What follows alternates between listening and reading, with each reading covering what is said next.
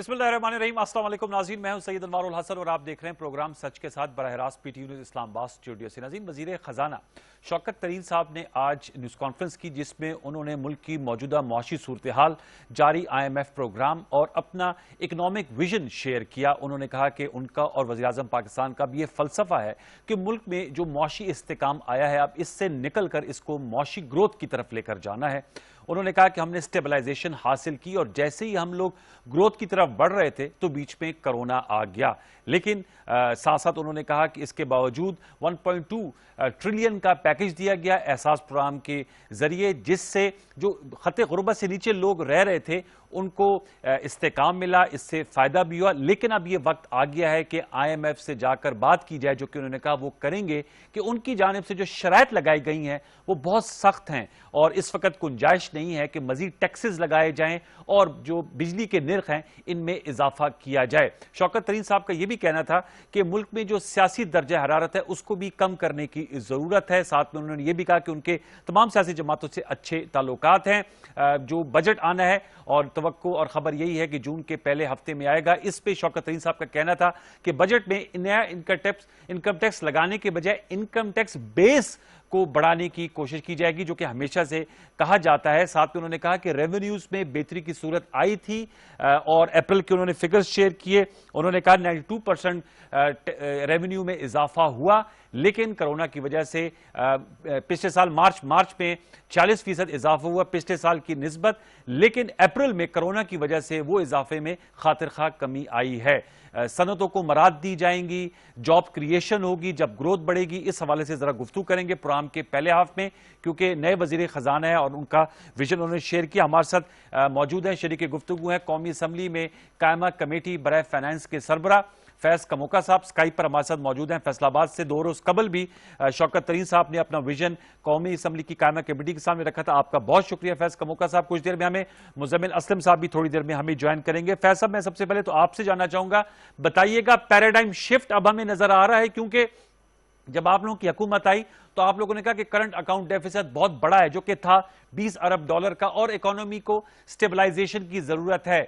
अब आज शौकत तरीन साहब कह रहे हैं कि अब स्टेबलाइजेशन से हट के हमें इकोनॉमिक ग्रोथ की जरूरत है। हमें 4 से 5% इकोनॉमिक ग्रोथ हासिल करेंगे तो पाकिस्तान आगे चलेगा।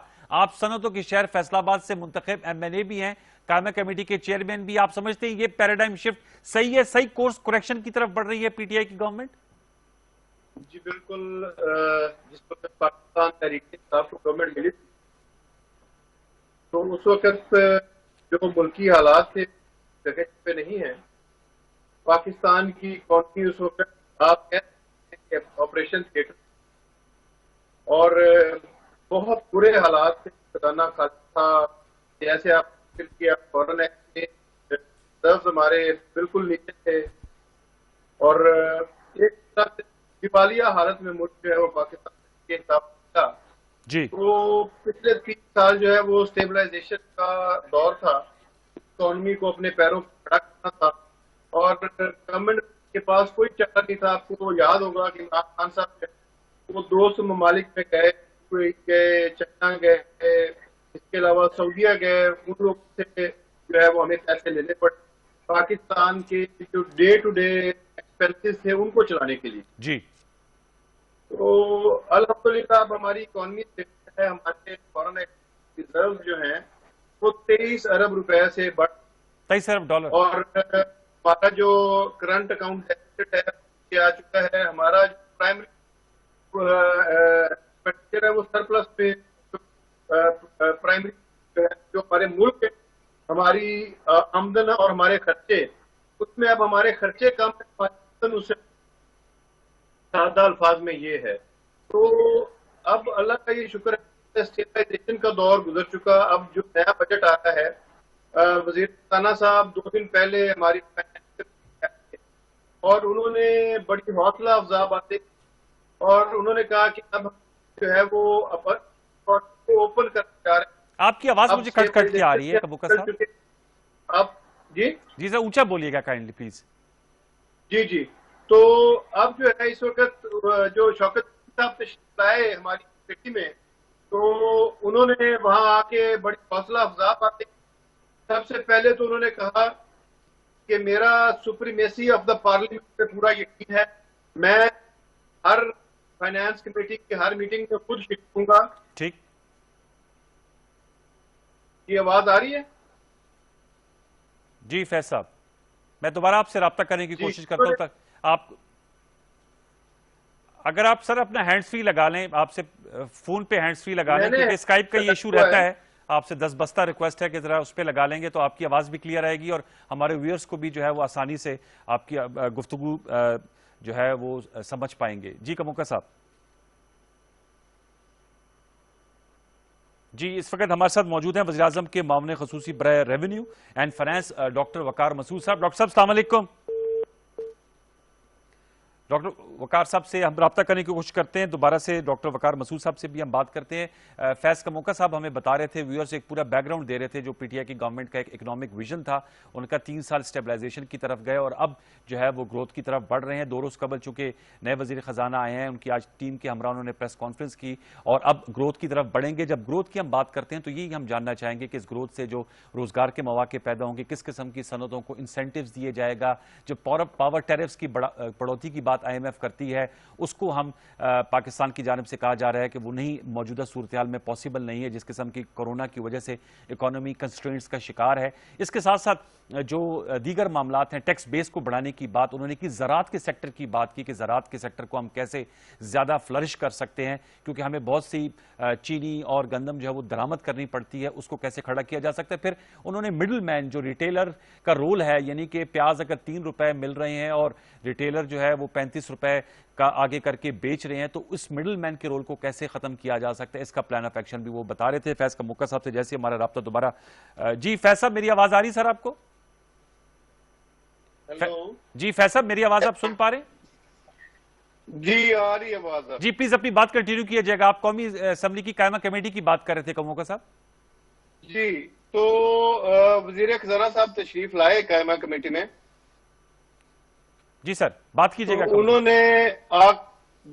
انہوں نے وہاں پہ آ کے جو اپنا آگے جو ان کا 2 سال پاکستان تحریک انصاف کے 2.25 سال رہتے ہیں اس کے بارے میں اپنا جو پروگرام ہے وہ شیئر کیا. انہوں نے کہا کہ ہم جو ہے وہ آگے چل کے کمیٹی کے جتنے بھی ممبرز ہیں ان کو ہم اعتماد میں لیں گے، ان کو ساتھ لے کے چلیں گے تاکہ کل کو کسی اور گورنمنٹ کی حکومت آتی ہے تو اگر کسی اور بھی پارٹی کی گورنمنٹ آئے آواز. آپ کو میرے خیال میں تھوڑی بودریشن ہو رہی ہے. میں دوبارہ سے آپ سے میں چاہوں گا پروڈیوسر صاحب ان کو ٹیلی فون لائن پر لے لیں کیونکہ فیض صاحب جو ہیں تاکہ ہم زیادہ کلیئر کمیونیکیشن کر سکیں کموکا صاحب کے ساتھ اور ان سے بات ہو سکے، ان سے پوچھ سکیں کہ یہ جو اب بجٹ آنے والا بجٹ ہے یہ لوگوں کے لیے کیا نوید لے کر آئے گا. ظاہر سی بات ہے بہت سے لوگوں کی توقعات جڑی ہوئی ہیں اور وزیر اعظم صاحب کا یہ کہنا ہے کہ جو مہنگائی ہے، ڈبل ڈیجٹ انفلیشن ہے، اس کو کم لانے کے لیے کوشش کی جانی چاہیے. لوگوں کو ریلیف دینے کی بات کی جا رہی ہے. جب گزشتہ کل وفاقی کابینہ کا اجلاس ہوا اس میں بھی یہ نکات سامنے آئے تھے کہ کس طرح لوگوں کو ریلیف دی جائے اور یہ جو اس وقت کووڈ کی وجہ سے پوری دنیا میں ایک سکوت طاری ہے، معاشی سکوت ہے، اس کو توڑا جائے. پاکستان میں بھی یہ کوشش جاری رہے گی. آئی ایم ایف کی شرائط کے حوالے سے بھی بات کرتے وزیر خزانہ صاحب، جیسے میں نے پہلے آپ لوگوں کو بتایا کہ ان کی جانب سے کہا جا رہا ہے کہ جی ریونیو کے یہ ٹارگٹس رکھے جائیں. تو آج انہوں نے یہ بھی بات بڑی کلیئر کی کہ ریونیو کے ٹارگٹس ہمیں نہیں دینے چاہیے. ہمیں خود معلوم ہے کہ ہم نے ریونیو کو بڑھانا ہے، ہم خود سے بڑھائیں گے، لیکن کوئی بینچ مارک نہیں رکھنا چاہیے. اس بینچ مارک رکھنے کی وجہ سے پھر بہت سی مشکلات پیدا ہوتی ہیں، بہت سے ٹیکسز لگانے پڑتے ہیں، بہت سی جو استثنا دی جاتی ہے مختلف سیکٹرز کو وہ استثنا واپس لی جاتی ہے. یہ بھی انہوں نے کہا کہ جو ریونیو ٹارگٹس ہیں وہ پاکستان کی خود کوشش ہے کہ وہ اس کو بڑھائے. پہلے بھی آپ کو یاد ہے پچھلے سال بجٹ میں 5,500 ارب روپے کا ٹارگٹ رکھا گیا تھا جو بہت ہی ایمبیشیس ٹارگٹ تھا اور انہوں نے کہا اس کو اچیو کرنے کے لیے کوشش کی گئی، لیکن ظاہر سی بات ہے وہ اچیو ہوتا ہوا نظر نہیں آ رہا. اس حوالے سے بات ہوئی. پھر زراعت کی جیسے میں نے بات کی کہ زراعت کو کیسے وزیر اعظم صاحب نے اس حوالے سے ایک اسپیشل ٹاسک فورس بھی بنائی ہے جس میں جو ماڈرن طریقے سے زراعت کو کیسے آگے بڑھایا جا سکتا ہے اس حوالے سے پھر ہم جو ہے وہ آگے اس کو کیسے لے جا سکتے ہیں. ہم فیض صاحب سے ریکویسٹ کرتے ہیں کہ اپنا فون اٹھائیں. ہم ایک چھوٹی سی بریک لے لیتے ہیں، بریک کے بعد آئیں گے تو فیض کموکا صاحب سے اپنی کمیونیکیشنز کو بھی ٹھیک کریں گے اینڈ ہوپ فلی مزمل اسلم صاحب بھی ہمیں جوائن کریں گے، اس پہ ہم گفتگو کو آگے بڑھائیں گے. ایک چھوٹا سا وقفہ، دوبارہ جلد لوٹ کر آتے ہیں، وقفہ لے لیجیے.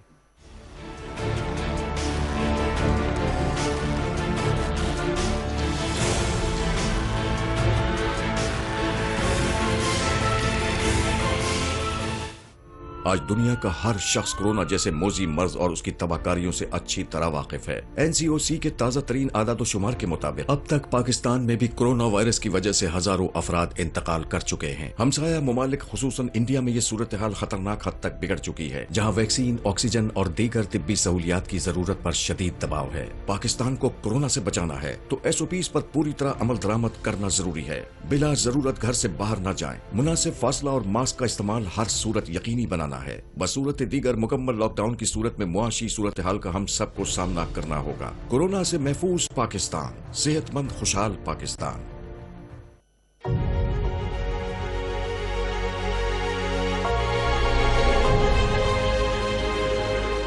کورونا وائرس سے کیسے محفوظ رہا جا سکتا ہے؟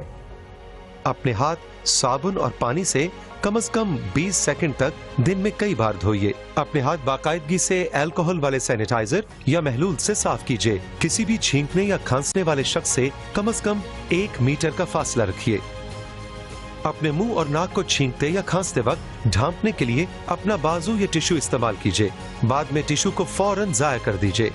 اگر طبیعت خراب ہو تو گھر تک محدود رہیے۔ بخار، خشک کھانسی یا سانس کی تکلیف کی صورت میں ڈاکٹر سے رجوع کریں۔ اپنی مقامی صحت کی اتھارٹی کے ہدایات پر سختی سے عمل کیجیے۔ کورونا وبا ہے، احتیاط جس کی شفا ہے۔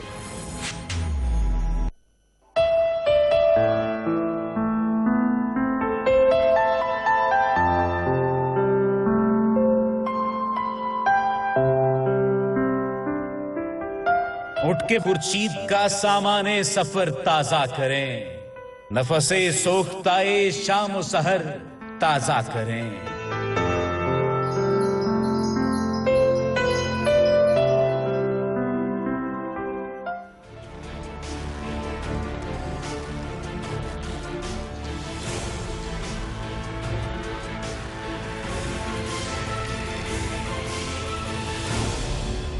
ویلکم بیک فیض کموکا صاحب۔ سر بتائیے گا اب کیا وے فارورڈ ہے، کیا طے پایا ہے؟ وہ تو تمام چیزیں آپ نے بتا دی جو بیک گراؤنڈ میں چاہوں گا ویورز کو بتائیے گا آنے والا بجٹ کن خطوط پہ ہوگا سر؟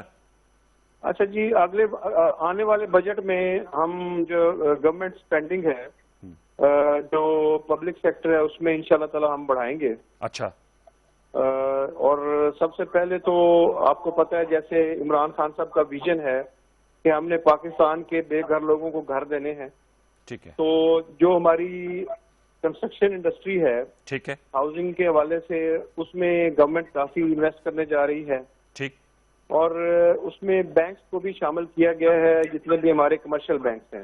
ٹھیک، تو اس دن وزیر خزانہ صاحب فگر بتا رہے تھے کہ صرف 0.25% اس وقت جو ہمارا ہاؤسنگ سیکٹر ہے اس میں بینکس کی انویسٹمنٹ ہے۔ ٹھیک، تو نارملی جو جتنے بھی ملک ہیں ہمارے ارد گرد بھی دیکھیں تو وہاں پہ بھی 20 سے 30% ان کی جو ہے وہ لوننگ جو ہے وہ گھروں کے لیے ہے۔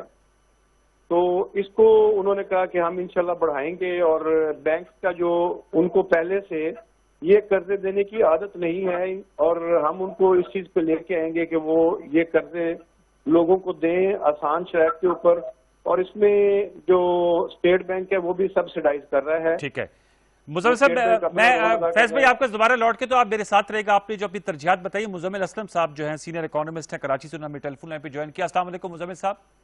وعلیکم السلام جی بہت شکریہ، آپ نے وقت دیا۔ فیض کموکا صاحب جو MNA ہے PTI کے ہمارے ساتھ موجود ہیں۔ سر بتائیے گا آج شوکت طرین صاحب نے کہا ہے کہ اب ہم نے پیراڈائم شفٹ کرنا ہے، اب ہم نے اکنامک گروتھ کی طرف جانا ہے، اسٹیبلائزیشن کا پیریڈ گزر گیا۔ میں آپ سے جاننا چاہوں گا چونکہ آپ فائنینشیل مارکیٹ کی نروز کو سمجھتے ہیں، گروتھ سے ان کی کیا مراد ہے اور اس کے لیے کون سے سٹیپس ہونے چاہیے، آپ کیا تجویز دیں گے مزمل صاحب؟ دیکھیں، میں نے نا ابھی نماز سے پہلے ان کی پریس کانفرنس کو انٹرنیٹ پہ سنا ہے۔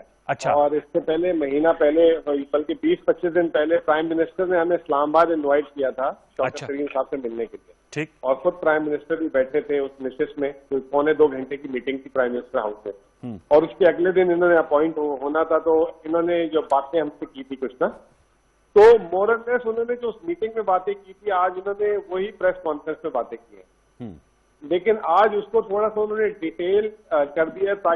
اس کی وجہ یہ کہ وہ کیونکہ انہوں نے بریفنگ دی ہوگی تمام اداروں سے، ٹیکس والوں سے اور دوسرے اداروں سے، تو میں سمجھتا ہوں کہ ان کی جو اسٹریٹجی ہے، ان کی پالیسی ہے بالکل صحیح ہے، رائٹ ہے، ان کے لیے جو سب سے بڑا چیلنج ہوگا نا وہ اگر یہ جو سارا کچھ انکریمنٹ انہوں نے جو آج باتیں کی ہیں وہ صرف ایک صورت میں ہو سکتا ہے کہ اگر ان کے ساتھ عالمی ادارے کھڑے ہو جائیں، اور وہ ایک بہت بڑا چیلنج ہے۔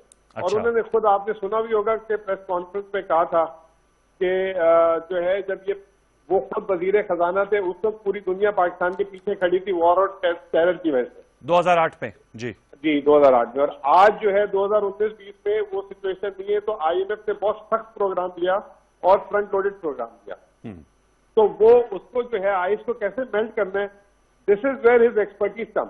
اچھا، اگر وہاں یہ کامیاب ہو جاتے ہیں تو پھر تو یہ جو انہوں نے باتیں کی ہیں وہ ساری اس کو عملی جامہ پہنا سکتے ہیں، اس کا 50% عملی جامہ پہنا سکتے ہیں، ٹھیک ہے نا، 100% تب بھی نہیں پہنا سکتے۔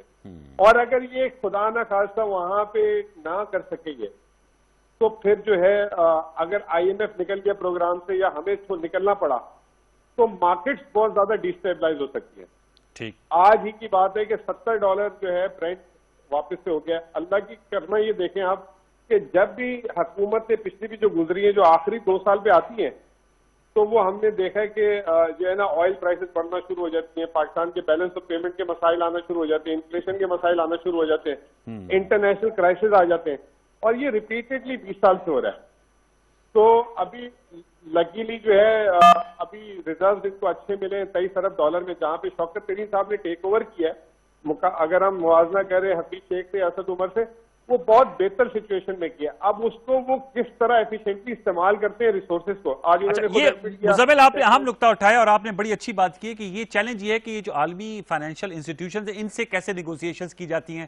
کیا وجہ بنی کہ ہم نے سخت شرائط پہ وہ پروگرام حاصل کیا ڈاکٹر عبدالحفیظ شیخ صاحب کے ہوتے ہوئے؟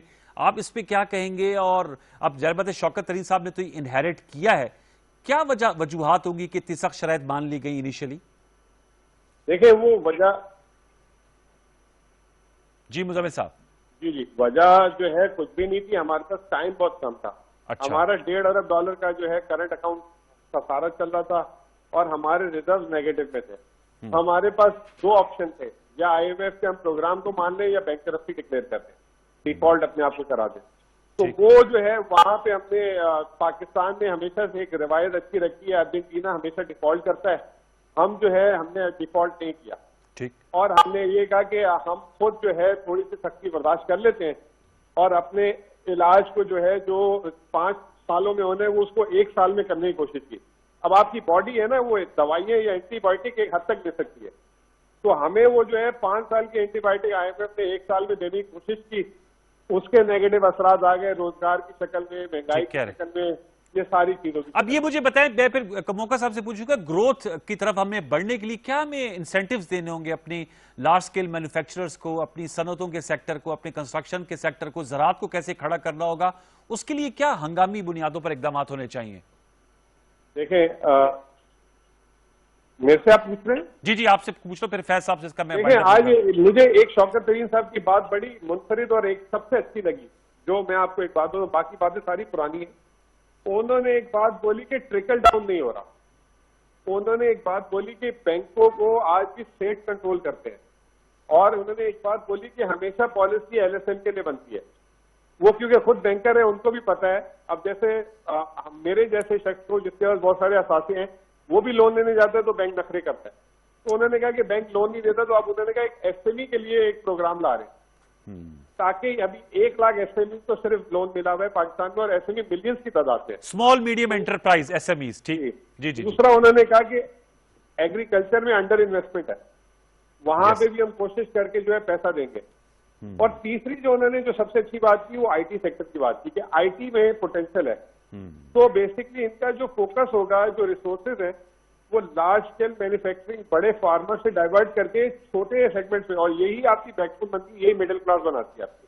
ٹھیک، کموکا صاحب جو آج ان کی بات منفرد لگی وہ یہ لگی۔ ٹھیک ہے، آپ نے یہ اہم نکات اٹھائے۔ فیض صاحب میں آپ سے جاننا چاہوں گا، سر انہوں نے کہا کہ ظاہر بات ہے وقت نہیں تھا اور ایک طرف بینکرپسی تھی، ایک طرف آئی ایم ایف پروگرام تھا، اس لیے سخت شرائط کے ساتھ ڈاکٹر عبدالحفیظ شیخ صاحب نے اس کو ایکسیپٹ کروایا۔ اب آپ کہہ رہے ہیں کہ شوکت ترین صاحب نے کہا کہ وہ پارلیمنٹری کمیٹیز کو بڑی اہمیت دیتے ہیں اور پارلیمنٹ کو سب سے ہائیسٹ ڈیسیجن میکنگ فورم سمجھتے ہیں۔ آپ سمجھتے ہیں تمام سفارشات وہاں پر آئیں گی اور بجٹری پرپوزلز آپ کی قائمہ کمیٹی کی طرف سے بھی جائیں گی اور ان کو انٹرٹین کیا جائے گا؟ سر جی بالکل، یہ انہوں نے بڑا واضح الفاظ میں کہا اور انہوں نے تمام ممبرز کو اعتماد میں لیتے ہوئے بالخصوص جو اپوزیشن سے تعلق رکھنے والے ممبران تھے جی ان کو مخاطب کرتے ہوئے انہوں نے کہا کہ آپ جو بھی تجاویز دیں گے ہم ان کو جو پاکستان کی بہتری کے لیے، اکانومی کی بہتری کے لیے ہوں گی، ہم ان پہ عمل کریں گے. آپ کو اس سارے بجٹ میکنگ کے عمل میں حصے دار بنائیں گے اور آپ کو فیل ہوگا کہ آپ اس میں ہمارے ساتھ پارٹنر ہیں. اچھا یہ بھی بتائے گا فیض صاحب کہ انہوں نے کہا کہ جو بھی نیا ٹیکس پیئر ہوتا ہے اس کو ہراساں کیا جاتا ہے FBR کی جانب سے. سر اس پیٹرن کو کیسے بدلا جا سکتا ہے؟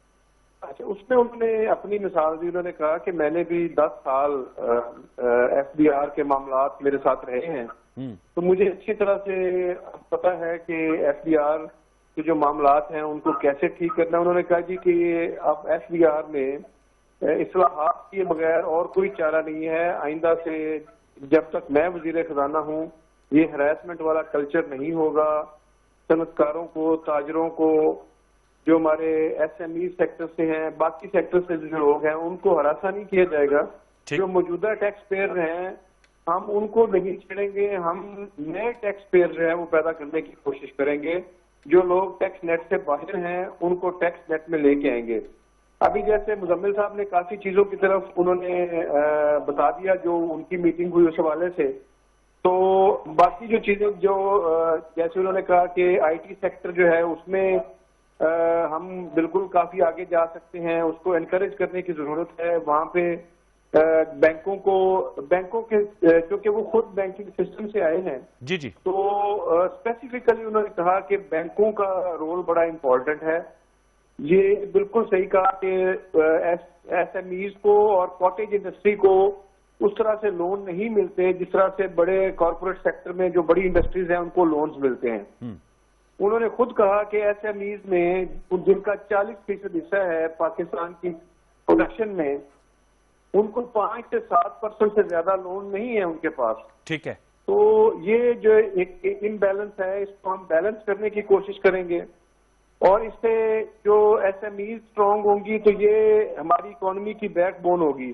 اور اسی طرح جو کاٹیج انڈسٹریز ہیں اس سے روزگار پیدا ہوگا. ہم کوئی 2 ملین سے 3 ملین نوکریاں سالانہ پیدا کریں گے.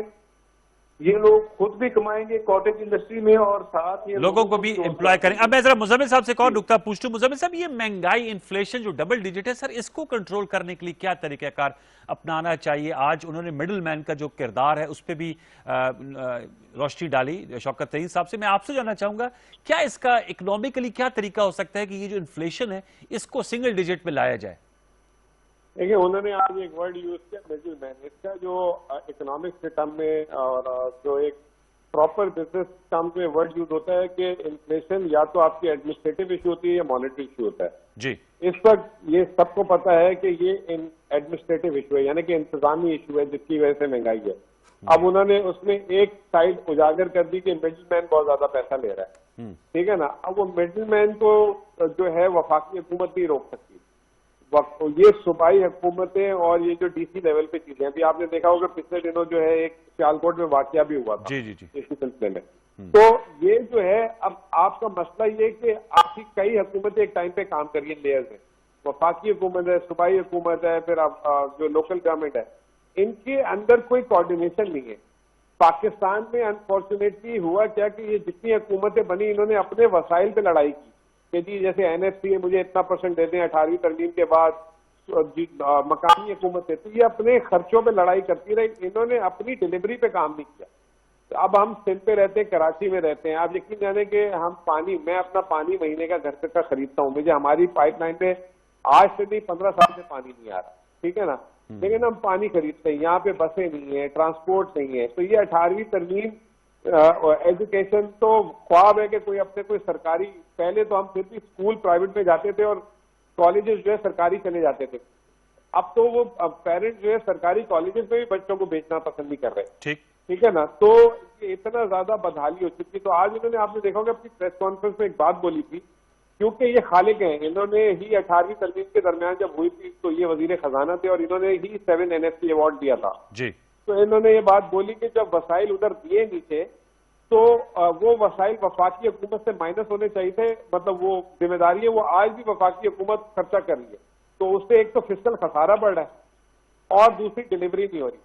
تو میں یہ سمجھتا ہوں کہ جو مہنگائی کا مسئلہ جو ہے نا وہ ایک ملک میں پیداواری صلاحیت اور ایک انتظامی ایشو ہے، دونوں ہے. اس میں جو ہم کیا کرتے ہیں کہ اس کو کنٹرول کرنے کے لیے حکومت جو ہے کہہ دیتی یوٹیلیٹی اسٹور کو اتنے کی چینی بیچو، اتنے کا آٹا بیچو، وہ جو ہے وہ سولوشن نہیں ہے، اس میں الٹا جو ہے فائدہ مڈل مین سے لے جاتا ہے. ہمیں سسٹمیٹک چیزیں کرنی ہیں، ہمیں جو ہے اب میں یہ تو آپ نے بتا دیا. اور چلتے چلتے انکم ٹیکس بیس کی ہر حکومت بات کرتی ہے کہ نئے انکم ٹیکس جو ہے ہم لے کر آئیں گے پیئرز، لیکن وہ ہو نہیں پاتا. نون لیگ کی حکومت بھی یہ کہتی رہی، اب پی ٹی آئی کا بھی تیسرا سال ہو گیا کہ نئے ٹیکس بیس کو بڑھائیں گے، یہ ٹیکس بیس نہیں بڑھ پا رہی. اس میں کچھ تجارتی حلقے اور جو تاجر برادری وہ بھی ذرا معترض ہوتی ہے ٹیکس نیٹ میں آنے سے.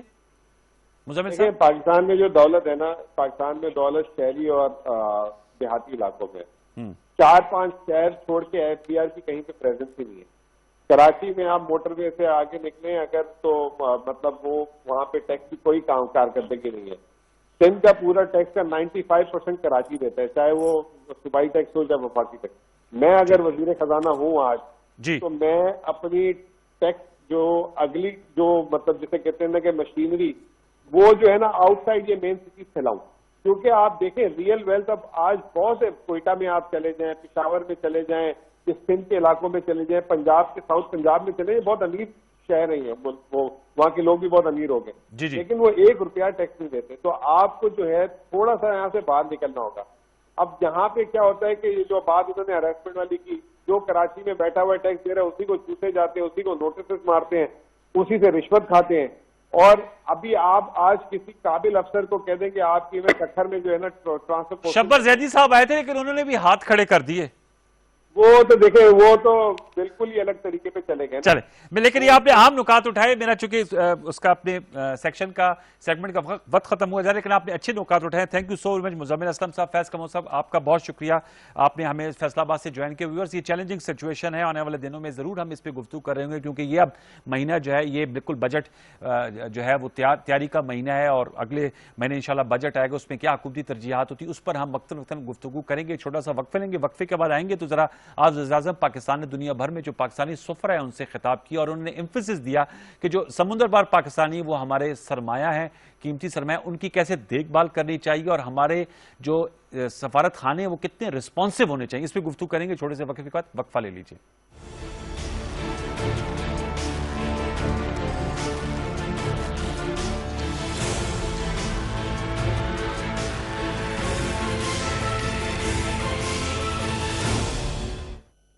آئیے عہد کریں اس رمضان، ہم کریں گے احساس کہ کوئی بھوکا نہ سوئے، کوئی بے گھر نہ روئے، مدد کے لیے کہیں جانا نہ پڑے، ہاتھ کسی کے آگے پھیلانا نہ پڑے. مریض کو فکر ہو تو صرف مرض کی، نہ کہ علاج کی خاطر کسی قرض کی. آپ کا اور ہمارا رشتہ ہے احساس کا. اس بار رمضان میں ہمارا مقصد بہت خاص ہے. ہمارا رمضان ہمارے لوگوں کی فلاح سے جڑا ہے. ہمارا رمضان صرف پی ٹی وی نیوز پر. ہمارے ساتھ رہیے گا.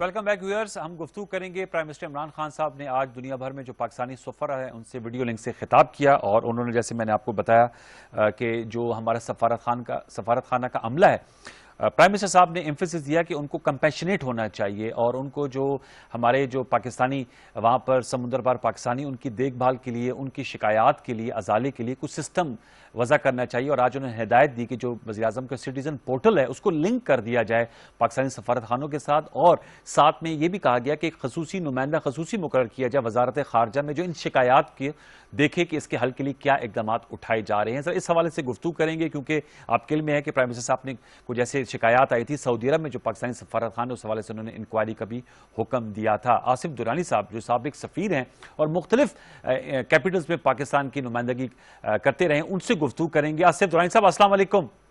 وعلیکم السلام. تو ایسا بتائیے گا، آج پرائم منسٹر صاحب مخاطب تھے جو ہمارے سفراء ہیں ان سے، اور وہ کہہ رہے تھے کہ 17 سروسز دی جاتی ہیں. آپ تو خود بھی امبیسڈر رہے ہیں مختلف قسم کی جو ہمارا سفارت خانہ دیتا ہے، لیکن ان کی ادائیگی میں کوتاہیاں ہو جاتی ہیں. لوگ جو ہے وہ کہتے ہیں ہمیں وقت جو دیا جاتا ہے اس پر نہیں سفارت خانے کا عملہ ملتا، اور ایک بے اتنائی کی کیفیت ہوتی ہے. تو میں آپ سے جاننا چاہوں گا سر، کورس کریکشن کی ضرورت ہے اور جو لوگوں کے مسائل ہیں ان کو حل کرنے کے لیے زیادہ پرویکٹیو ہونا چاہیے ہمارے ایمبیسیز کو؟ دیکھیے نور صاحب، یہ ایک آن گوئنگ پروسیس ہوتا ہے. امپروومنٹ کی ہمیشہ سے گنجائش رہتی ہے. جی، کوئی بھی جو ہے پرفیکٹ نہیں، بلا شبہ، نہ گورنمنٹس نہ ان کے ڈپارٹمنٹ. اور جب اوورسیز پاکستانی کی جو فیسیلیٹیشن ہے باہر کے سفارتوں میں، تو اس کا تعلق اوورسیز پاکستانی منسٹری سے ہے. اور میں یہ کہہ سکتا ہوں کہ اوورسیز پاکستانی منسٹری سے جو صاحبان ایز کمیونٹی ویلفیئر اٹیچے آتے ہیں، ان کے وہ سفارت کے انڈر کام کرتے ہیں.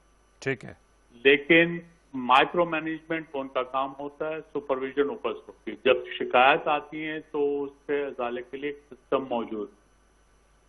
ہاں، وہ سسٹم ریسپونسو کتنا ہے؟ سوال یہ کہ وہ جو سسٹم موجود ہے وہ کتنا ریسپونسو ہے؟ دیکھیں، اس وقت اگر آپ کے 8 ملین اوورسیز پاکستانی باہر ہیں، جی 9 ملین، تو آپ بتا دیں شکایت کتنی ہے. تو آپ اس ریشو نکال لیں، سامنے آ جائے گا. ایک ٹھیک. دوسرا، ہماری جو پاکستانی کمیونٹی ہے وہ سیاسی بنیادوں پہ تقسیم. حکومت وقت کے ساتھ جو لوگ ہیں وہ سمجھتے ہیں کہ اب وہ سیاہ و سفید کے مالک ہیں. یہ بھی اپنی جگہ حقیقت ہے. پرائم منسٹر صاحب کو یقیناً اس بات کا بھی پتہ ہوگا. اس کے بعد آپ کے پاس مختلف ویسٹڈ انٹرسٹ گروپس ہیں، انلیگل لوگ ہیں. لوگ جو ہیں انلیگلی پاکستانیوں کو وہاں پہ بھیجتے ہیں باہر کے ملکوں میں. ان کے بارے میں کتنا ہوگا؟ کئی دفعہ میں جب ایران میں سفیر تھا تو آن روٹ ہم نے کئی پاکستانیوں کو واپس بھیجایا بیکاز دے بیکیم ڈیسٹیٹیوٹ. ٹھیک. اور ان کو ہم واپس پاکستان بھجواتے. یو اے میں ایمبیسڈر رہا ہوں. وہاں پہ لوگ جو ہے وزٹ ویزا پہ آتے ہیں اور ان کو جو ہے دھوکے سے وہ جاب پہ ہوتا ہے، ان کو ایکسپلائٹ ہوتے ہیں، دے اینڈ اپ ان جیل. آپ بتائیے کہ وہاں کے جو قوانین ہیں وہ اس کے مطابق ہی عمل کرتے ہیں. وہ آپ کو نقطہ میں ایگری کرتا ہوں. آپ چونکہ یو اے میں سفیر ہیں، وہ جو غلط طریقے سے اگر آتے ہیں اور ان کو پھر سزا بھی ہوتی ہے. میں آپ کو ایک مثال دے رہا ہوں نا. اب آپ جب آپ 17 سروسز کی بات کرتے ہیں، جی جی جی، میرٹ سرٹیفکیٹ تو وہ اٹیسٹ ہو گیا. لیکن اگر کسی نے یہ کہا ہے کہ جی میری بیٹی جو ہے وہ امریکہ سے دبئی میں وزٹ پہ آئی ہے 12 سال کی، اس کو آپ ویزا دے دیں پاکستان کا، امریکن پاسپورٹ، تو میں نہیں دوں گا. وجہ یہ ہے کہ بعض اوقات ماں باپ میں ناچاکی ہوتی ہے اور کبھی ماں یا کبھی باپ جو ہے انلیگلی اس کو اپنے پاکستان بھجوا دیتے. جی دورانی صاحب، یہ تو اسپیسیفک کیسز ہے. میں آپ کی بات سمجھ رہا ہوں. یہ تو آپ ایک اسپیسیفک کیسز کے میں بالعموم بات کروں کہ جو میں دیکھیے بالعموم کوئی چیز نہیں ہوتی. ہر کیس اسپیسیفک ہے. ہر کیس کے لیے ایک لیٹ ڈاؤن پروسیجر ہے. وہ پروسیجر انہی حکومتوں نے بنایا ہوا ہے. جی، یہ پروسیجر حکومت خود چینج کرے. اور آپ فیڈ بیک دیتے ہیں سر؟ سوال یہ کہ جب آپ سفیر ہوتے ہیں تو آپ لوگ یہ فیڈ بیک دیتے ہیں کہ یہ جو پروسیجرز ہیں اس میں تھوڑی ترمیم کی جائے؟ ایک چیز کا دیتے ہیں. اچھا. ہر پاکستانی ویلفیئر جو اس وقت یو اے میں پاکستان کے 10 ایمبیسی سکولز ہیں، اس کی طرف حکومت پاکستان کی ذرا بھی نظر نہیں. سمجھ گئے؟ آج کی نہیں، شروع سے ان کو یتیموں کی طرح چھوڑا ہوا. آپ کے جو ہے یو اے سے تقریباً $5 بلین کا ریمیٹنس آتا ہے. یس، سمجھ گئے؟ اس کے لیے آپ بتائیے اس کا 1% بھی ان کے اسکول پہ نہیں خرچ ہوتا. اچھا، یہ جو ریمیٹنس آتا ہے یہ آپ نے بالکل ٹھیک ہے کہ ان کی ایلوکیشن جو ہے پھر ان کی فلاح کے لیے بھی ہونا چاہیے، 2 وے پروسیس ہونا چاہیے. میں آپ سے یہ جاننا چاہوں گا سر، ایز این ایمبیسڈر آپ نے کہا کہ ظاہر بات ہے نیچے آپ کے بہت عملہ ہوتا ہے اور آپ ایک طرح سے نمائندہ ہوتے ہیں، کیونکہ میرے بھی باہر جانے کا اتفاق ہوا. جو پاکستانی سفیر ہے، کسی ملک کا بھی سفیر ہے، وہ ایک ایمبیسڈر ہوتا ہے اور وہ پورے پاکستان کی نمائندگی کسی ملک کی کرتا ہے. کتنا کمپیشن ہونا چاہیے آصف درانی صاحب ہمارے ایمبیسڈرز میں کہ وہ پاکستانی کمیونٹی کو اون کرے اور ان کے مسائل کے لیے کمیونیکیشن کا طریقہ کار وضع ہونا چاہیے کہ فیڈ بیک آپ لوگوں کو ملے؟ نور حسن صاحب، کمپیشن سے زیادہ انصاف چاہیے، میرٹ چاہیے.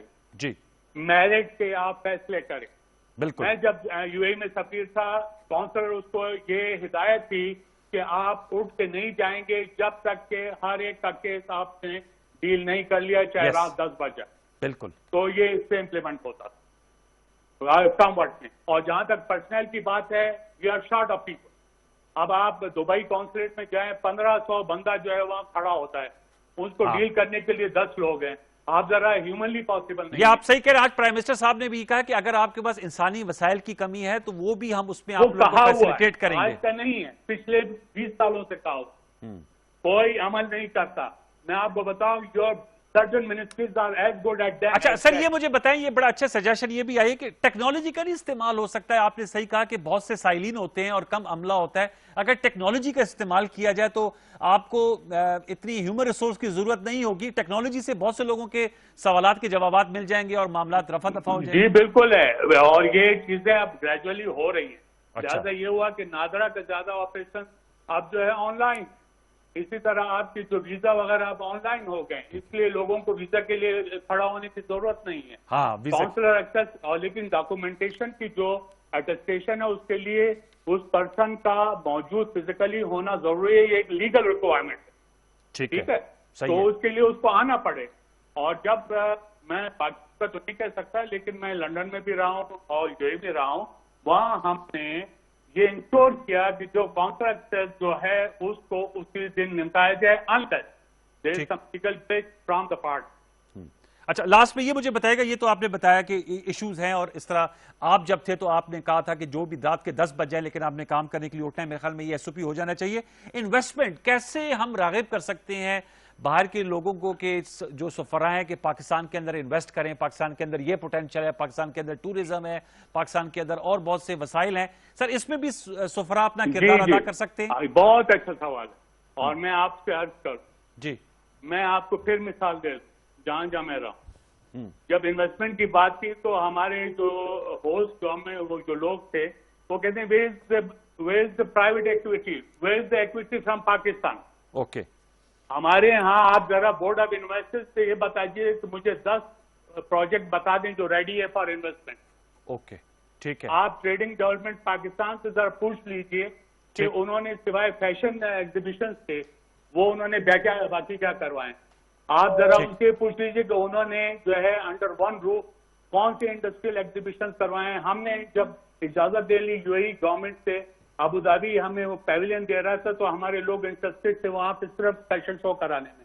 ٹھیک, یہ آپ نے ٹھیک کہا کہ ہماری اپنی بھی پرائورٹیز ہونی چاہیے. تو آپ کو اگر انویسٹمنٹ چاہیے تو اس کے لیے نمبر 1 آپ کو سرپلس پیدا کرنا ہوگا. آپ ایک سال جو ہے 4 ملین ٹن گندم زیادہ پیدا کرتے ہیں, اگلے سال آپ 4 ملین ٹن امپورٹ کرتے ہیں. ٹھیک, آپ کاٹن جو ہے کبھی سرپلس کرتے ہیں پہ امپورٹ کرتے ہیں. جب آپ کا سرپلس ہی نہیں ہے آپ ایکسپورٹ کریں گے. ایک دوسرا, جب آپ انویسٹمنٹ کی بات کرتے ہیں آپ کے لوکل اکویٹی کہاں ہے وہ لے کے آئیے.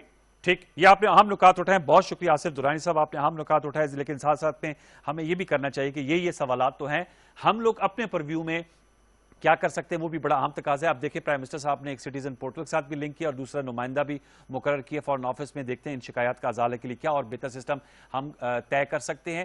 اہم ایشو تھا, اس کو ہم دوبارہ بھی ضرور اٹھائیں گے. اب کووڈ-19 پہ اپنے جو پروگرام کے آخری ایشو کی طرف بڑھیں گے. اس کے لیے ایس او پیز طے کر لیے گئے ہیں. اب چونکہ عید بھی قریب ہے اور 8 مئی سے 16 مئی تک حکومت نے پنجاب, خیبر پختونخوا, آزاد کشمیر میں مکمل لاک ڈاؤن کا فیصلہ کیا. اسلام آباد میں بھی ایس او پیز پہ سختی سے عمل درآمد ہو رہا ہے. اور خوشی کی خبر یہ ہے کہ آج میں دیکھ رہا تھا کہ اسلام آباد کا جو انفیکشن ریٹ ہے, پازیٹیوٹی ریٹ, وہ 5% پہ آ گیا ہے. اور اس کے لیے کریڈٹ انتظامیہ اور لوگوں کو بھی جاتا ہے جو ایس او پیز کو فالو کریں. حمزہ شفقات صاحب ڈپٹی کمشنر اسلام آباد ہمارے ساتھ ٹیلی فون لائن پر موجود ہیں. ان سے جانیں گے کہ اب فیوچر کا یہ جو آخری اشرہ چل رہا ہے اور عید تک کیا ایس او پیز زیادہ سخت کر دیے جائیں گے, اس حوالے سے ذرا بات کرتے ہیں. حمزہ شفقات صاحب السلام علیکم. جی وعلیکم السلام. بہت شکریہ حمزہ, آپ نے ہمیں وقت نکالا ہمارے لیے. بتائیے گا, اب تو میں دیکھ رہا تھا خیبر پختونخوا, پنجاب اور آزاد کشمیر ہے تو 8 مئی سے 16 مئی مکمل lockdown. Intercity, intracity, public transport پہ بندش ہوگی, مارکیٹس بند ہوں گی, صرف اسینشل جو دکانیں ہیں, پیٹرول پمپس ہیں وہ کھلے ہوں گے. اسلام آباد کے لیے بھی یہی تمام ایس او پیز ہیں اور تمام اسلام آباد میں بھی اسی طرح لاک ڈاؤن کیا جائے گا, یا آپ اس سے ذرا ہٹ کے ذرا کچھ اس حوالے سے ہمارے پی ٹی وی کے ویورز کو بتائیں گے آپ؟ سر اسلام آباد میں بھی کمپلیٹ لاک ڈاؤن ہوگا, مطلب پارشل لاک ڈاؤن ہے. اس کے علاوہ ایگزیمپشنز دی گئی ہیں جو اسینشل سروسز ہیں, کال سینٹرز وغیرہ ہیں یا ٹیلی کام آپریٹرز ہیں یا گروسری شاپس وغیرہ ہیں, پیٹرول پمپس وغیرہ, ان کو تو ایگزیمپشنز ہیں. اس کے علاوہ سر کمپلیٹلی بند ہوگا. تمام ہوٹلز انکلوڈنگ جو ہمارے 5 اسٹار ہوٹلز ہیں اسلام آباد میں وہ بھی بند ہوں گے, ان میں بکنگ الاؤڈ نہیں ہوگی. تمام گیدرنگ پہلے سے ہی بین ہے وہ کنٹینیو رہیں گی. شام 6 بجے مارکیٹس بند کر دی جائیں گی. کوئی رات کے عید بازار یا چاند بازار وغیرہ جو ہیں وہ جو اسٹال وغیرہ لگتے تھے وہ الاؤڈ نہیں کیے جا رہے. اس کے علاوہ جو اسلام آباد کے اندر بھی ٹورسٹ اسپاٹس ہیں جیسے کہ شاہدرہ ہے, ڈیکی پارک ہے, فیصل مسجد پہ لوگ آ جاتے ہیں پکنک منانے, اور منال وغیرہ جاتے ہیں یا پہاڑوں پر جاتے ہیں. ایون مری جانے والے راستے جو ہیں وہ تمام بند ہوں گے, اور ہر جگہ پر ہماری ڈیوٹیز موجود ہوں گی. جمعے کی شام 6 بجے کے بعد ہم لوگ اپنی ڈیوٹیز پہ آ جائیں گے, اور اس کے بعد ایک طرح سے کہ ہم پارشل لاک ڈاؤن کو ہی آگے لے کے چلیں گے.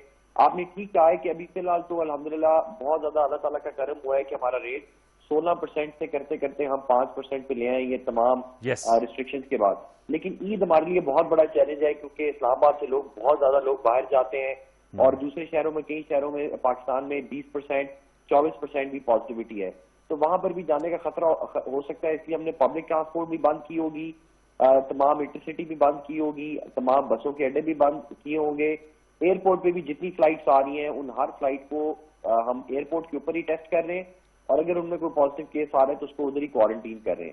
تو اپنی پوری کوشش کریں گے اسی طرح اگلے 8-10 دن اس طرح ہی رہے گا, اور ہم امید کرتے ہیں کہ یہ ہماری جو پازیٹیوٹی ہے مزید کم ہوتی جائے گی انشاءاللہ. یہ تو بڑے ایکسیلنٹ, آپ کی کارکردگی بھی مثالی ہے. ظاہر بات ہے اب یہ مجھے بتائیں اعتکاف بھی شروع ہو گیا ہے, اور پھر ظاہر بات ہے رمضان کے جو آخری 3 روزے ہوتے ہیں اس میں شبینہ ہوتا ہے, اس میں محفل میلاد ہوتی ہیں, پھر عید کے حوالے سے بھی اجتماعات ہوتے ہیں, نماز ہوتی ہیں. اس کے لیے بھی ایس او پیز آپ لوگوں نے وضع کیے ہیں؟ جی سر, ہمارے رمضان کے لیے پہلے سے ایس او پیز تھے. تراویح کے لیے کہ اوپن ایئر میں کیے جائیں گی, دریاں وغیرہ نہیں رکھی جائیں گی. اس پہ 70 to 80% الحمدللہ ہماری کمپلائنس رہی ہے. اس کے بعد یہ جو شب قدر کی راتیں ہوتی ہیں, شبینہ ہوتی ہیں, جو جلوس وغیرہ بھی نکالے جاتے ہیں یوم علی کے, ان کے اوپر بھی کافی حد تک ہم کامیاب ہوئے. بغیر فورس کے استعمال کیے, پیار محبت سے ہم نے تھوڑے بہت وارننگ ایشو کر کے کئی دفعہ FIR بھی کرنی پڑی ہے, ایس او پیز کامیاب رہے ہیں. ابھی ہمارے اعتکاف کے بارے میں بھی یہی ایس او پیز ہیں کہ جس طرح پہلے کراؤڈڈ اعتکاف ہوتے تھے اس طرح چلیں گے. بڑے سمبولک سے ریلیجس ایکٹیویٹی ہو رہی ہے. جس مسجد میں اگر 10 کی جگہ تو آپ کوشش کریں 3 یا 4 لوگ یہ اعتکاف میں رہیں, اور وہ بھی الگ الگ رہیں, ان کا پورا صحیح سسٹم ہو, ان کی کسی کی ایج زیادہ نہ ہو جو اعتکاف میں آ رہا ہے, کوئی ولنریبل نہ ہو. کوشش کریں کہ جس کی ویکسین ہو چکی ہوئی ہے وہی آئے. اسی طرح عید کی نمازوں کے اوپر بھی ہماری ایس او پیز نکل چکی ہوئی ہیں. اسلام آباد میں 800 سے زیادہ مقامات پر عید کی نماز ہوتی ہے, اور ہر جگہ پر ہم نے ایس او پیز انفورس کر دی ہیں. علماء کو بتا دیا گیا ہے, ان کو آن بورڈ بھی دے دیا گیا ہے. صرف کھلی جگہوں پہ ہوگا, کھلے لوگ کھڑے ہوں گے. کوئکلی اس میں کوشش کریں گے کہ عید کا وہ نماز ذرا ہو, اور اس کے بعد لوگ گھروں میں چلے جائیں اور اس طرح آگے پیچھے مت ملیں. اچھا, یہ مجھے بتائے گا شفقات صاحب کہ جو تاجر برادری ہے وہ میں دیگر شہروں میں تو دیکھ رہا تھا, وہ کہتے ہیں کہ ہمارا تو بزنس ہی ان دنوں میں ہوتا ہے, اور وہ تھوڑا سا پروٹیسٹ کر رہے ہیں کہ ہماری رائے اس میں نہیں لی گئی. اسلام آباد کی تاجر برادری سے بھی آپ لوگوں کے کوئی مذاکرات ہوئے؟ کیونکہ 8 سے آپ نے بتایا جمعے کی شام 6 بجے کے بعد آپ لوگ اپنی اپنی ڈیوٹی سنبھال لیں گے. ظاہر بات ہے جمعہ تو اس کے بعد تو کچھ دن ہیں عید میں, تو تاجر برادری سے بات ہوئی ہے, وہ کمپلائنس کرنے کے لیے تیار ہے؟ تاجروں میں اسلام آباد چیمبر تو ہمارے ساتھ بہت زیادہ کوآپریٹ کر رہے ہیں, بلکہ پریزیڈنٹ جو اسلام آباد چیمبر کے ہیں وہ تو ہمارے ساتھ گئے ہیں, اور انہوں نے ہر جگہ پر جو ایس او پیز کی امپلیمنٹیشن ہے اس میں ہمارا بہت زیادہ ساتھ دیا ہے. 90% تاجر ہمارے ساتھ کوآپریٹ بھی کر رہے ہیں, اور ہم بھی ان کی پرابلم سمجھ رہے ہیں. جہاں ہو سکتا ہے ان کو ریلیف بھی دیتے ہیں, کوشش کرتے ہیں کہ کسی طرح ان کا نقصان نہ ہو. لیکن اب آپ کے سامنے میں صرف سمپل میں رکھتا ہوں کہ دیکھیں ان ایس او پیز کی وجہ سے آپ نے دیکھا ہے کہ ہمارا پازیٹیوٹی ریشو جو ہے وہ 5% پہ آ گیا, یعنی کہ پہلے دن میں 600 کیسز ہو رہے تھے, اب 200 کیسز ہو رہے ہیں. تو یہ جو 400 کیسز ہم نے ریڈیوس کیے ہیں, یہ بیسیکلی 4 ڈیتھس پر ڈے ہم نے ریڈیوس کیے ہیں. تو اگر آپ کو پتہ ہے کہ ایک جان بھی بچانا پوری انسانی کی جان بچانے کے مترادف ہے, تو اگر ہم 4 لوگوں کی جان ڈیلی بچا رہے ہیں اگر ڈیٹا کو دیکھا جائے, تو اس میں بس تاجروں کو ہم یہی کنونس بھی کرتے ہیں, سمجھاتے بھی ہیں کہ اب یہ پوری دنیا پر یہ کافت آئی بھی ہے, تو بس اس میں ہمارے ساتھ کوآپریٹ کریں, اور وہ کر بھی رہے ہیں کوآپریٹ. اچھا, اور یہ پاک فوج کی جو ہے آپ تھوڑا سا بتائیں گے کہ اسلام آباد میں کہاں پر دستے اور یہاں پر پیٹرولنگ ان کی بھی ہو رہی ہے, اور یہ جو پازیٹیوٹی ریٹ پہ کمی آئی ہے اس میں ظاہر بات ہے سول ایڈمنسٹریشن کا کلیدی رول ہے, ان کا بھی اس میں رول ہے؟ بہت زیادہ. پاکستان آرمی کے ہمارے بیسیکلی ہم نے 6 زونز بنائی ہیں. اچھا, اس میں 111 بریگیڈ کی 2 یونٹس جو ہیں وہ ہمارے ساتھ کام کر رہی ہیں. انہوں نے سمبولکلی فلیگ مارچز بھی کیے ہیں, امپلیمنٹیشن میں بھی ہمیں ہیلپ کر رہے ہیں. سیف سٹی کے کیمراز کو بھی استعمال کر کے ہمیں پوائنٹ آؤٹ بھی کرتے ہیں چیزیں, اور سول ایڈمنسٹریشن نے اس میں لیڈ رول ہی لیا, اور انہوں نے ہمیں بہت زیادہ اسسٹ کیا ہے. اور ان کی وجہ سے یہ ہے کہ ایک کلیئر سگنل چلا جاتا ہے. بیسیکلی کوئی مقصد یہ نہیں ہوتا کہ لوگوں کو کوئی ہراساں کیا جائے یا کوئی فورس استعمال کی جائے, بس ایک کلیئر سگنل چلا جاتا ہے کہ تمام ادارے اس ٹائم پر لوگوں کی جان بچانے پر مامور ہیں اور لوگ اسی چیز کو سیریس لیتے ہوئے تعاون کریں. اور الحمدللہ اگر آپ نے دیکھا ہو کہ یہ ان کے آنے کے بعد مطلب امیڈیٹلی ہمیں ڈیٹا میں بھی نظر آیا ہے کہ ایک دم ڈاؤن فال آنا شروع ہوا ہے, جو کہ ہم ایک ہفتے ایک مہینے سے اس طرح نہیں آ پا رہا تھا. تو اس سے کافی بہتری آئی ہے اور میں امید کرتا ہوں کہ آگے انشاءاللہ عید کا ہمارا جو پورا تہوار ہے کہ اس طرح کا چیلنج ہے جیسے ہمارے ہمسایہ ملک میں کمبھ کا میلہ تھا. اگر اس میں لوگوں نے ہمارے ساتھ کوآپریٹ کیا اور تمام ادارے ہم ڈیوٹی پہ رہے, اچھی طرح سے کرتے رہے, تو انشاءاللہ یہ ہم 2% تک لے آئیں گے. یہ بہت زبردست آپ نے بات کی کہ بھارت میں بھی کمبھ کے میلے نے جو ہے تباہی مچائی ہے. بالکل چلتے چلتے چونکہ 2 دن رہے ہیں تو میں نے دیکھا F10 مرکز ہو, جنا سپر ہو آپارا, بہت رش ہوتا ہے 6 بجے سے پہلے. اس کے لیے کیا ڈی سی صاحب کیا SOPs ہیں, کیونکہ ٹریفک کا بھی رش ہوتا ہے تو ظاہر بات ہے ہر کوئی شاپنگ کرنا چاہ رہا ہے, ہر کوئی چیزیں لینا چاہ رہا ہے کیونکہ 8 سے تو لاک ڈاؤن ہو جائے گا. اس کے لیے بھی آپ لوگوں کی ایڈمنسٹریشن کوئی متحرک ہے اس حوالے سے؟ سر 6 بجے کے بعد تو کمپلیٹ لاک ڈاؤن ہو جاتا ہے. 6 بجے سے پہلے کیونکہ 2-3 بجے تک تو آفس چل رہے ہوتے ہیں, لوگوں کے پاس شاپنگ کا ٹائم کم ہوتا ہے.